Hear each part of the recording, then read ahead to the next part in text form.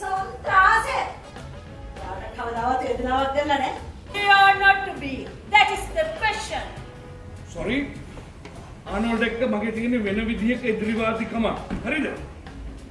මම හැමදාම ඔයාට ආදරය කළා. මට ඒක විස්තර කරන්න විස්තර කරන්න එපා. මං තරුණයි, මෝඩයි. ඒත් මං හිතන්නේ මං ඔෆීලියා කියලා. එම්මන් අල්ලන්න පා. ඉවසන්න බෑ කවුරුත් මගේ අකට අත තියනවනේ. මේ වාසනාව පිළිබඳව ඔබ මවිතයට පත්වන තුරු අසහද නම් රෙජිස්ටර් කරන්න එපා. හරියට හරි මිත්‍රයා.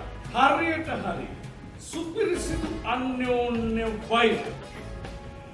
තියේ කියලා මැරෙන්න කිව්වා. මේක දිහා බලාගෙන ඉන්නවා.